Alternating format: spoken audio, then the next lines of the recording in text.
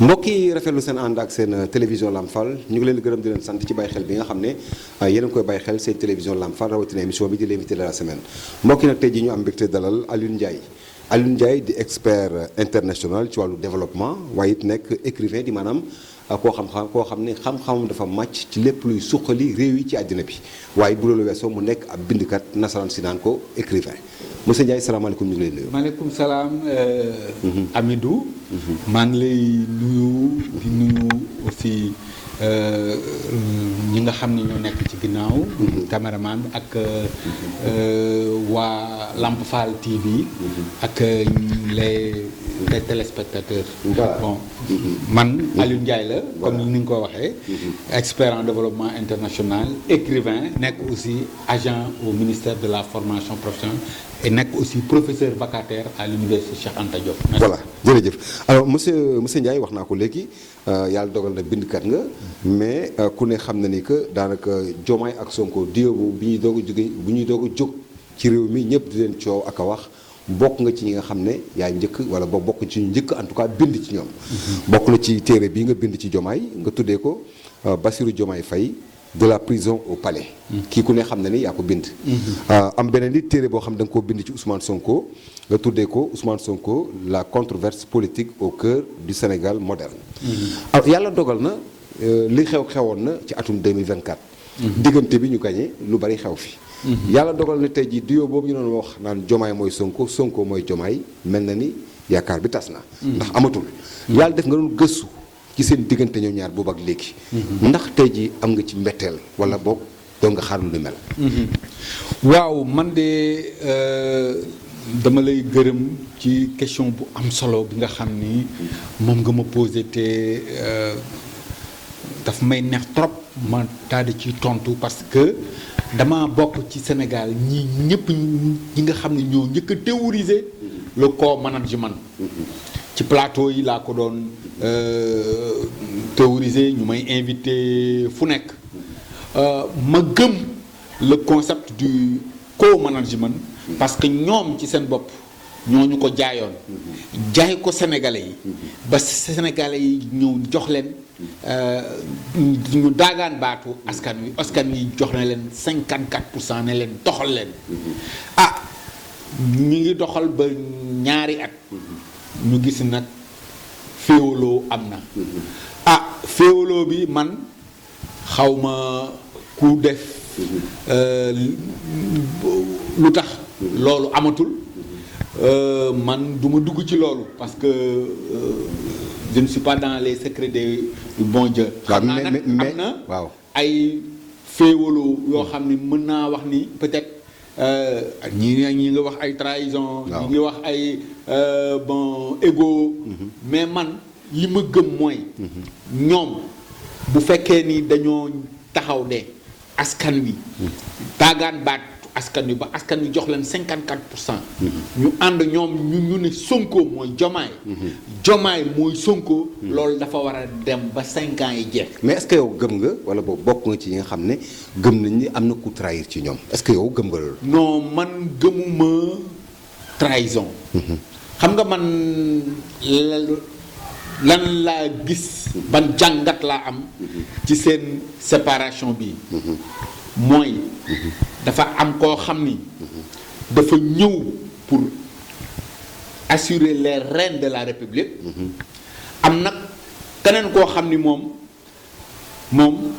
dafa bëgg partim nekk parti état problème yëpp foofu la jóge mais li ma ci jaaxal mooy kooku nga wax noonu parti dafa bëgg parti mu nekk parti état moo kii moom njiitu réew mi ñoom ñaar ñëpp benn parti la woon.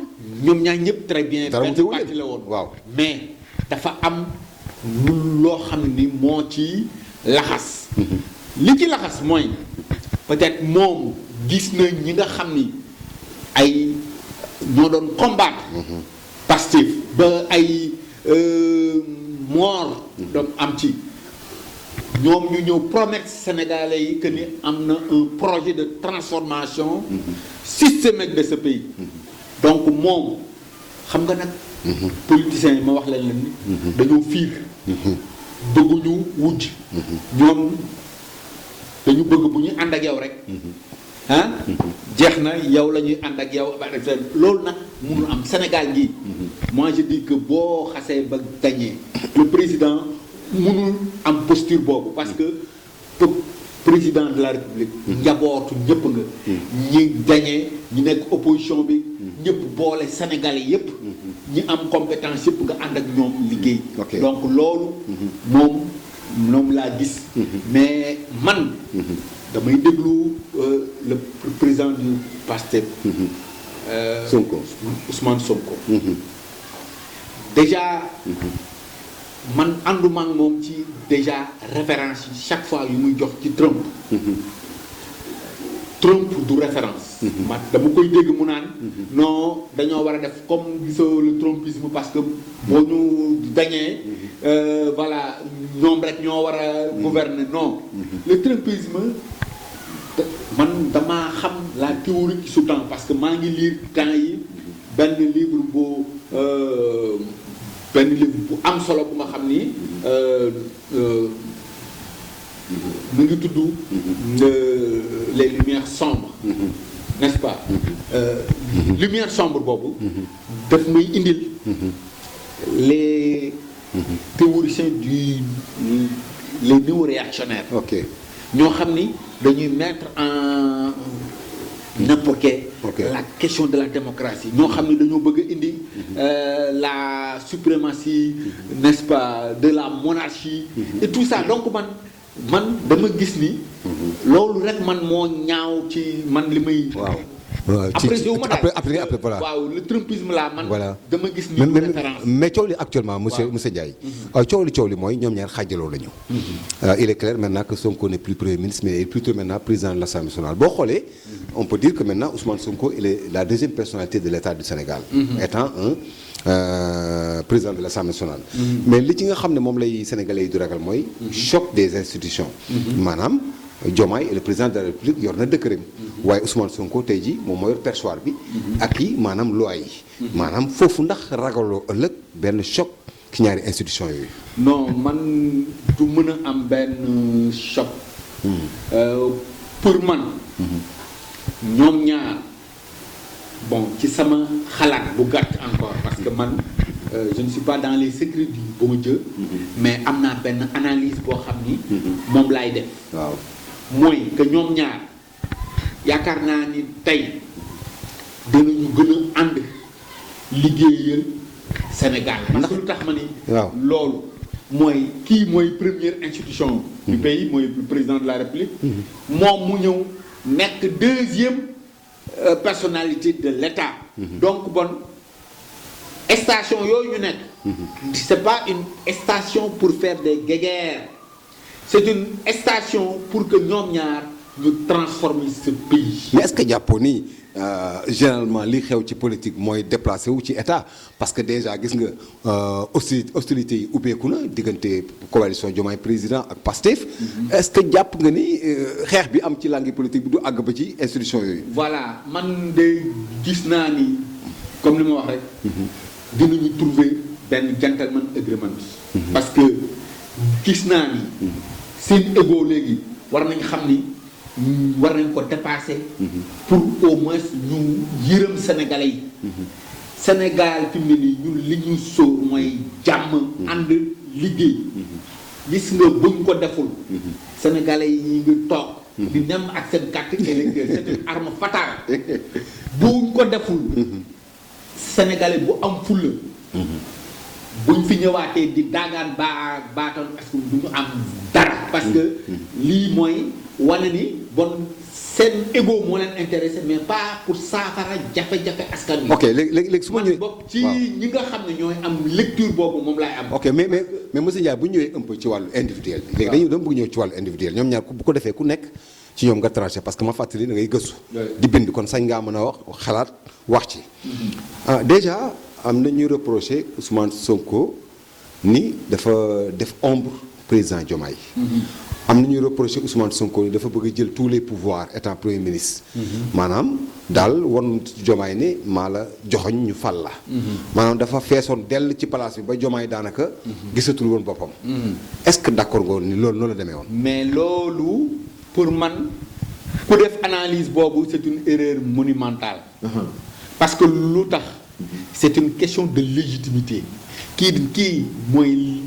légitimité institutionnelle kee am une légitimité populaire donc ñoom ñaar vraiment c'était un tandem boo xam ni man dama ci amoon yaakaar trop parce que dama ne woon fii lay Sénégal di jub ba faw parce que lu tax mooy am nañu ñaar ñoo xam ni c'est deux personnalités différentes parce que ñun exception dans le monde entier amul beneen dëkk bu am ce qu'on appelle la diarchie au pouvoir mu am ñaar ñoo xam ni kenn ku nekk vraiment yéene nga askan wi mu yokk ba yëg ko kenn ku nekk am nga benn pouvoir boo xam ni di ngeen toog di bañ a d'accord n'est-ce pas parce que man je me dis que ni discorde mënut a ñàkk réeroo mënut a ñàkk mais xam nga lan moom il faut savoir dépasser, transcender les divergences pour se réunir autour de l'essentiel. L'essentiel, c'est les préoccupations et les aspirations légitimes des populations. ok ci beneen wàll bi léegi bu ñëwee ci beneen wàll bi ñu bari jàpp ni Diomaye dafa mel ni ku xaw wëlbatiku ci beneen yoon ndax lu tax mooy waxaw sànq sa biir wax jël ñoo xam ne ay noonu Ousmane Sonko la ñu woon wala boog ay noonu Pastef la ñu woon dugal leen ci biir coalition bi. te pourtant ñu bari dañ jàpp ni coalition Diomaye ku mel ni Mimi Touré ma nga ca woon ci jamonoy Pastef ak ñeneen mais tey jii li gën a bari dañ jàpp ni donc Diomaye dafa beru ànd ak ñoo xam ne bëgguñu Ousmane Sonko ndax ànd nga ci loolu. voilà loolu man pour moi c'est une lecture très simpliste et très simplificatrice quoi de la chose. pour man xam nga booy def benn lecture analyse. da ngay xool vraiment les bien fondés man je dis que moom laa lay wax sànq ci fiiraange politiciens yi parce que xam nga le président Bassirou Diomaye Diakhar il se réclame toujours de Pastef parce que moom aussi dafa liggéey ci Pastef. tout à fait donc bon Pastef kenn war ko personnalisé bon faw ni yow rek yow la war a pour man loolu gëwma loolu parce que adduna bi dañoo nekk fi nga xam ni il faut que ñuy ànd di booloo di xàcc loolu te loolu mi ngi woon Pastef donc bon Pastef moi je dis que man pour man riiru bi yëpp mooy le fait que ñoom ils se disent que ni gis nga moo tax ñuy def dichotomie gis nga loolu fu mu amee rek te loolu moo yàq Sénégal yow bokkuñu gis-gis bokkuñu parti rek dama laa war a gedd waruñoo ànd non mais bokkuñu parti mais bokkuñu gis-gis ça ne veut pas dire que ñu aussi ay noonu la ñu donc bon le fait que président jéem a ànd ak ñoo xam ni seeni compétence la xool parce que gis nga nag il faut ñu dem ba foofu àgg foofu loolu donc ça veut dire que si je comprends bien vous cautionnez ministre passif yi nga xam ne ils sont restés dans le gouvernement sans l'aval du président Ousmane Sonko. mais man loolu dama ci ànd parce que lu tax dama ci ànd te gars yi nee nañu ay traître lañ de. man yi déggoo ma ne xam nga traître. waaw moi je dis que analyse subjective rek la yow yaa koy jox un contenu mais man appréciation bu ma ci am mooy man sama liberté gis nga tant que man trahiruma man sama conscience personnelle man du ma ni trahison la gis nga nag man ànduma ci yenn extrémisme yi parce que man je dis que Sénégal du moo tax ñu ñëw tabb leen mais ñoom ñëpp dañoo xam ni seen man ministre yi ma gis ñëpp ñu tabb seen département ministériel vraiment ñu ngi ci liggéey bu mucc ayib mais est-ce que dañ ko war a bàyyi donc sous l'intérêt partisan bàyyi ko après non mais le Sénégal dans tout ça. mais il s'agit de parti aussi parce que bul fàtte ni ils étaient ministres en 2024 Oui. en tant que des membres ou bien des cadres d'un parti au pouvoir. Oui. Et que ce parti ou bien ce leader boobu retiré wu na en matière de politique, on peut accepter cela à mon avis. Oui. Peut-être maintenant suñu waxee ci wàllu administration suñu waxee ci wàllu état suñu waxee ci wàllu citoyenneté dàq na ko mais ci wàllu politique aussi on peut accepter cela. waaw waaw léegi nag man foofu nag Amidou man je dis que moo tax Sénégal pour mu dem non du yomb parce que lu tax politique bi la ñu jiital que véritablement compétence yi nga xam ni moom la ñu war a am pour développer cet état gis nga politique du métier politique dañoo war a xaar ba échéance yi ñu ñëw taw mais bu fekkee da nga ni Sénégal nag politique ad vitam aeternam tout est politique nañu na muñal nañu dimbali ak tentamar politique te dem ci développement muy liggéey ay ministre lañu teg yoo xam ni compétence ñoom aussi nañu indi ay compétence teg ko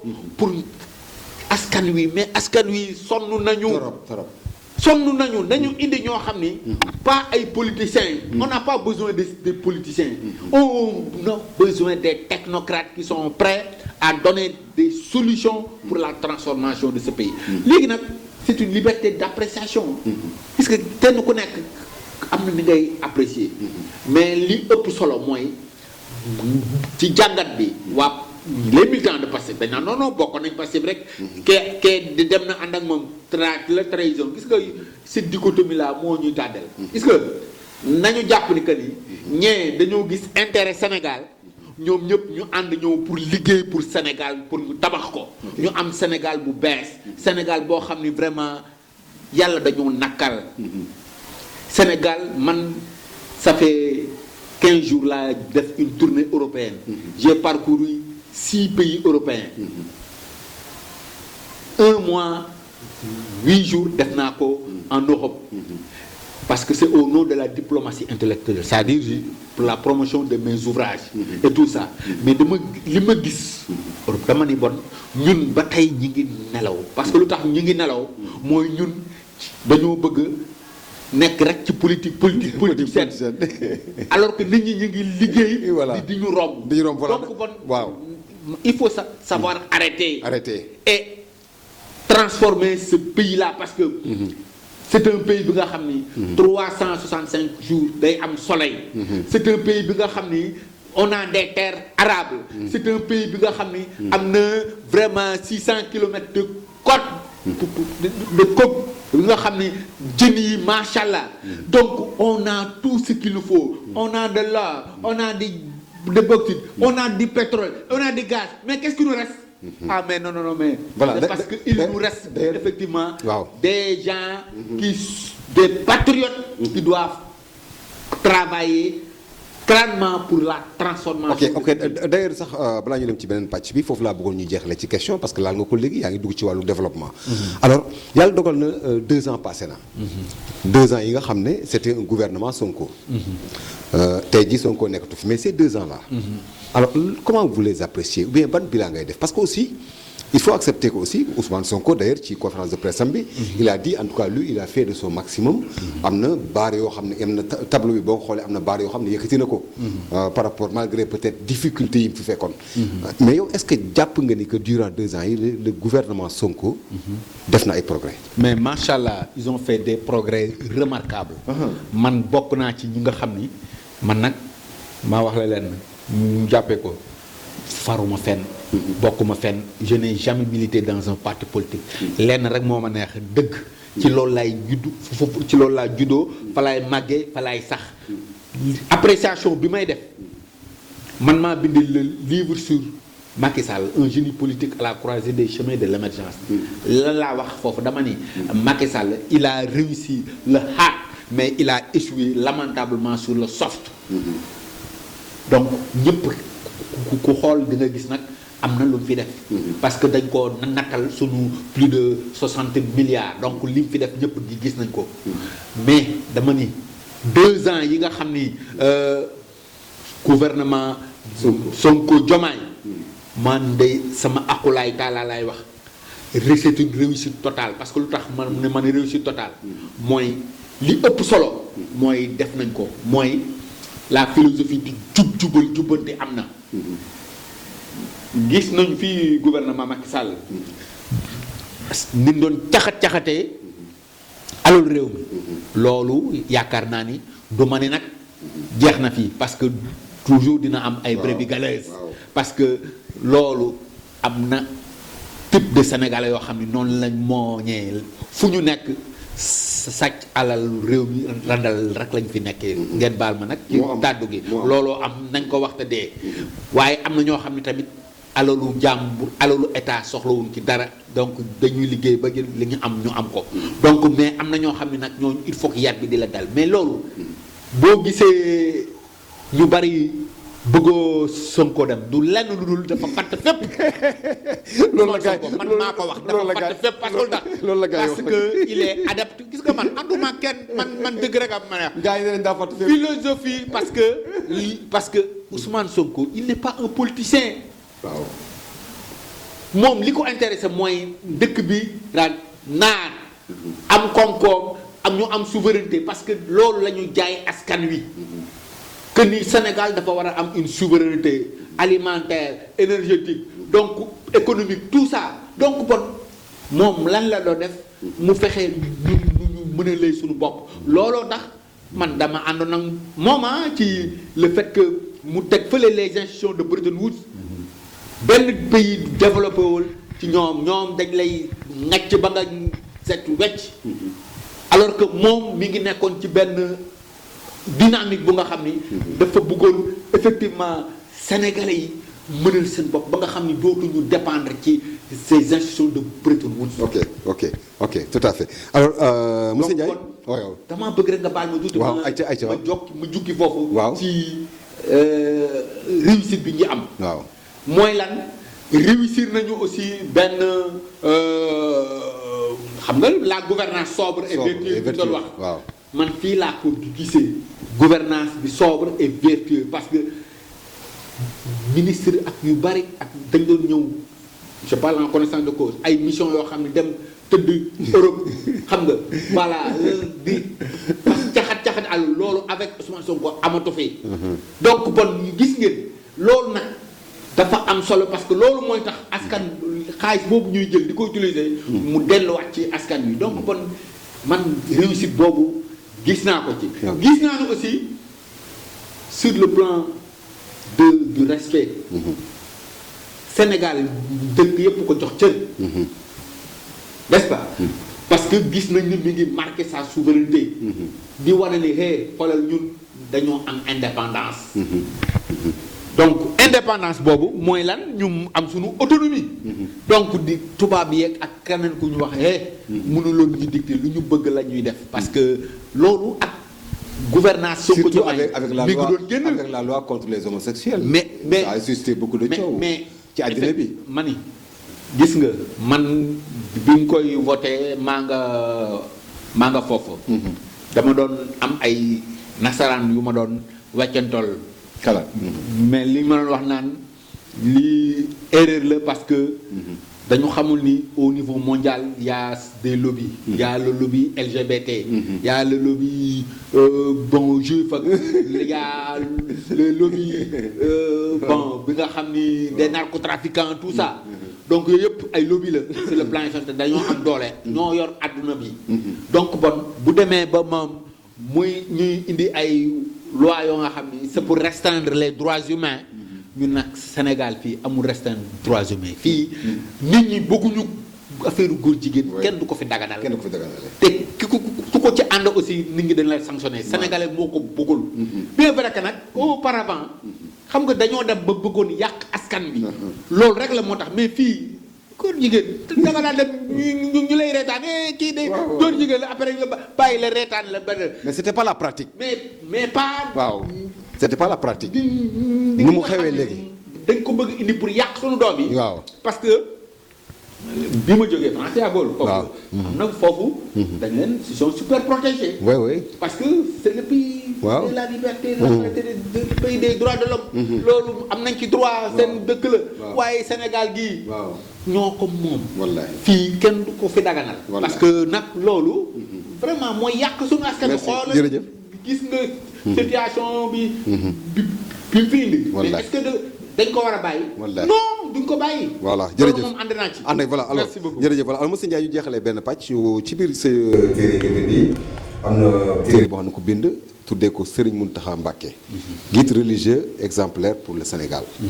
kii itam benn téere la boo xam ne da nga koo bind jagleel ko xalif général kullu murid di Serigne Mountakha Bachirou Mbacké. dafa mel ni ci biir téere bi yaa ngi ciy mel ni kuy kañ. na xalif général ci wàllu taxawaayam. ci wàllu exemplarité bi mu am. waaye ci wàllu taxawu jaam yi. loolu nan la dikkee ci wàllu inspiration. waaw kii macha allah vraiment dama naan sëñ Mountakha Mbacké yàlla na fi yàgg te wér. amiin allahumma amiin. sëñ Mountakha Mbacké yàlla na fi yàgg te wér. amiin. sëñ bi la boo nga xam ni man. ni ma ko bëggee sax man dafa doy waar. ni mu mel ci man. vraiment man daf may jaaxal. livre bi ci gént la. damaa toog di bind ay livre yu bari. ci gént ñu ne ma waaye yow yaa ngi bind rek te bindoo ci sëñ xoolal ci titre bi. waaw du woon sax lii le patriarche de Touba.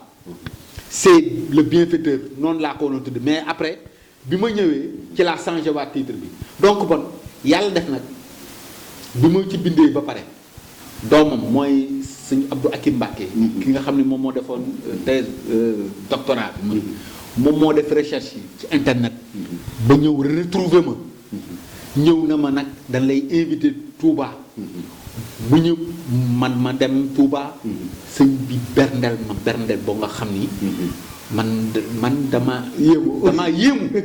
damaa yéemu mais man waxuma la mais le fait que ma gis ko toog mu ñaanal ma waaw ne ma sëñ Alioune nii de la ma ko waxee ci am man ak doom ak samay ma famille ne ma yow dangaa am missionnaire ma ne ko sëñ bi man nag tey man Tijaan laa mu ne ma kuy liggéeyal sëñ Tuubaa amul murit amul tijaan amul catholique amul laayeen nii la ma ko waxee ma xam xoolal auteur quelle dimension mooy dimension de rassembleur ay qualité exemplaire moom la am moo tax ma ni sëñ bi xamaguñ ko te ma xamale leen amitu c'est un écrivain écrit il a beaucoup écrit donc man vraiment bi ma dajeeg moom ak leer bi gis nga moo tax bi ñu naan borom ree bi mais man dama naan aussi borom leer gi parce que ba ma jàkkaarloog moom benn leer mais c'était exceptionnel voilà donc bon man vraiment moom moo may inspiré voilà bi ma defee rencontre ak moom ba pare une semaine lañ ci teg ci Màggal Touba mu bindaat encore